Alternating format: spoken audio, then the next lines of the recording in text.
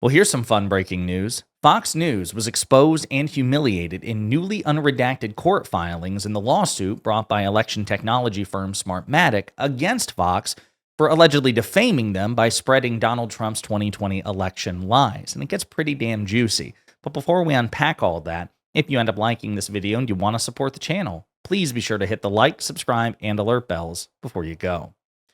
All right, friends, let's take a look here. Washington Post was the one that broke the story first, and so we'll take a look at that article. But just to give you the cliff notes, we're going to refer to Mediaite here because they reviewed the WAPO article. So fact check this crap. The 5 juiciest Fox News revelations in Smartmatic's newly unredacted court filing. A slew of private text messages from current and former Fox News hosts were made public on Tuesday night after a judicial hearing officer unredacted parts of a motion filed by Smartmatic. Smartmatic, which provided election technology to Los Angeles County for the 2020 election, is suing Fox for $2.7 billion for defamation.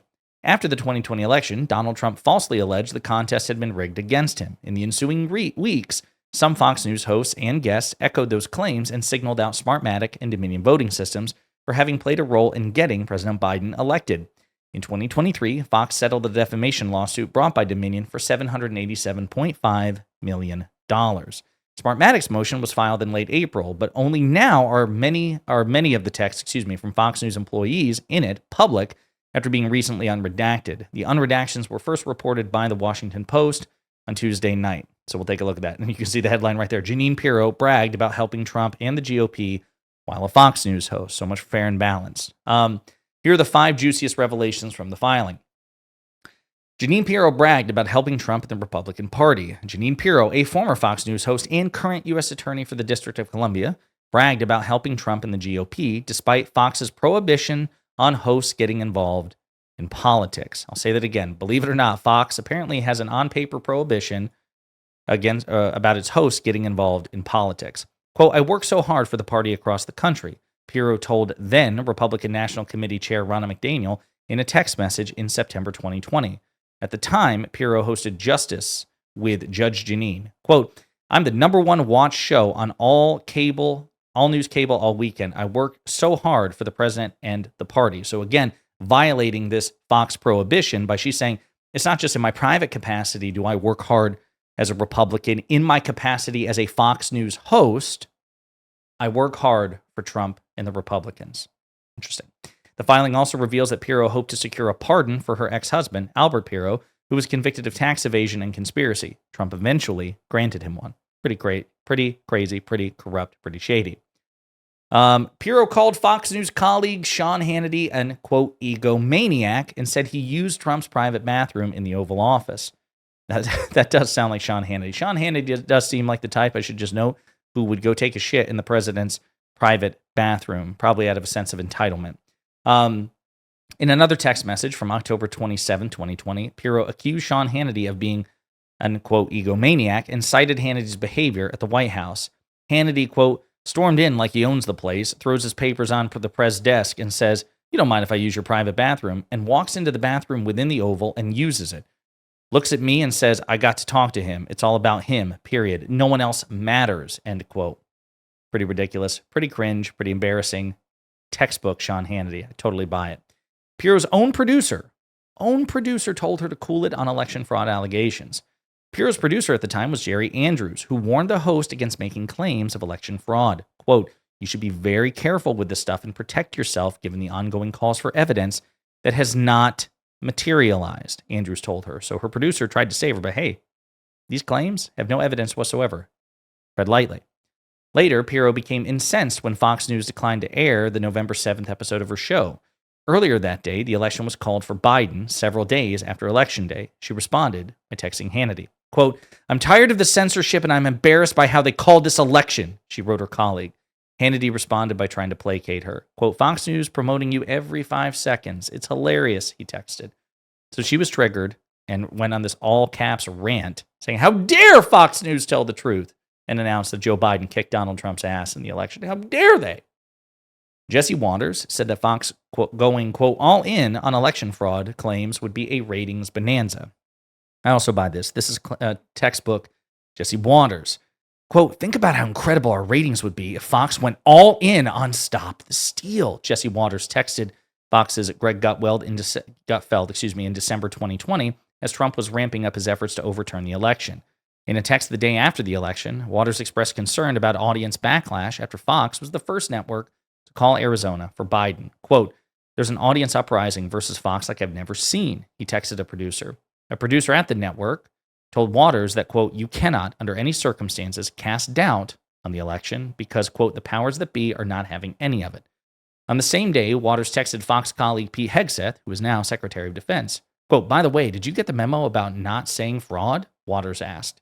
Yeah, so again, so funny, like going through this, reminding everybody that Pirro is no longer at Fox. She is the Senate-confirmed U.S. Attorney for Washington, D.C., which is absurd. Pete Hegseth is the Senate-confirmed Secretary of Defense, even more absurd. And these are the characters who have been exposed behind the scenes for being what they are. Bret Baier told Fox executives that Maria Bartiromo's election coverage needed fact-checking. Bret Baier texted Fox News executive Jay Wallace to express dismay at the election coverage provided by Maria Bartiromo. Quote, none of that is true as far as we can tell, Baier wrote. Quote, we need to fact-check this crap.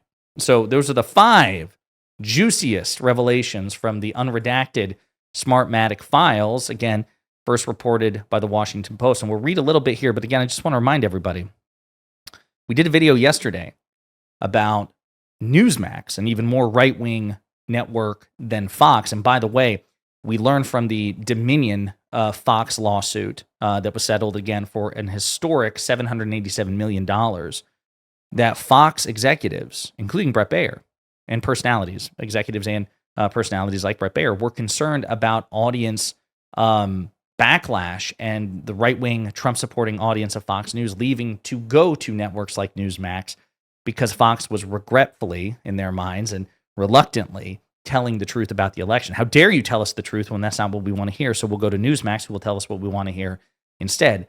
And Fox ultimately settled with Dominion.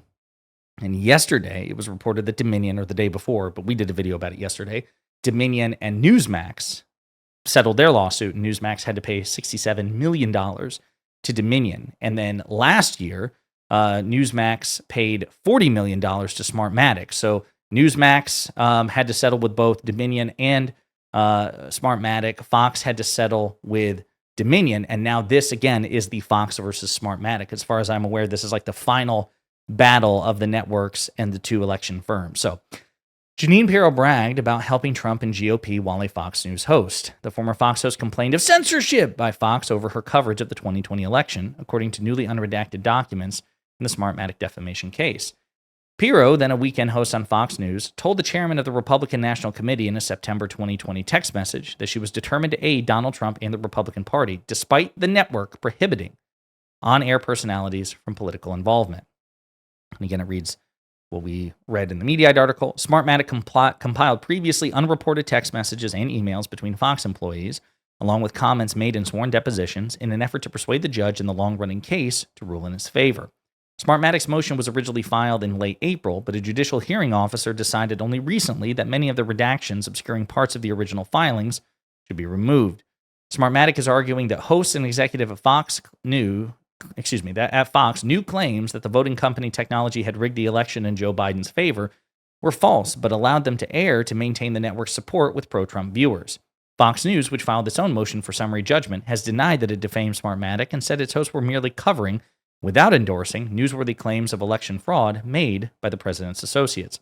Smartmatic included many of the conversations in 468 pages of filings to bolster its contention that Pirro and other Fox hosts were determined to stay on Trump's good side for a variety of motives. And again, it goes into the fact that Pirro was lobbying for a pardon for her ex-husband, and that was ultimately procured for her. The pardon was not assured, according to the filing, which chronicles the Fox News host's fury when her ex-husband was initially not included on Trump's list for clemency. She expressed her, quote, upset about that to the president's son, Eric Trump, and lashed out at the girlfriend of Bernard Kerik, the former New York City police commissioner who received a pardon from Trump. Pirro called Kerik a, quote, selfish bastard and wrote in a text messages, I don't care about anyone else. According to another previously unpublished message, including in the filing, Pirro referred to, again, Sean Hannity as an egomaniac. We read that part. Smartmatic argues in the suit that Pirro served as a conduit to Trump associates who said the election was stolen, including the lawyer Sidney Powell. Quote, it's Jeanine Pirro, got a former CIA chief of station who knows about development of Dominion. She wrote in a November 10th, 2020 text message to Powell, referring to another voting company that some Fox hosts said was involved in a voting fraud scheme. Quote, keep fighting, Pirro told Powell. Fox settled a similar defamation case again for $787 million. It mentions again how Pirro's producer warned her to not make claims about stolen elections. Again, some of the things that we already read in the Mediaite article. But despite some internal concerns about Pirro's commentary about the election, Fox News CEO Suzanne Scott told the network executive, quote, we don't want to censor her show, according to the filing. Still, according to Smartmatic, Pirro acknowledged in a deposition that the 2020 election was not stolen.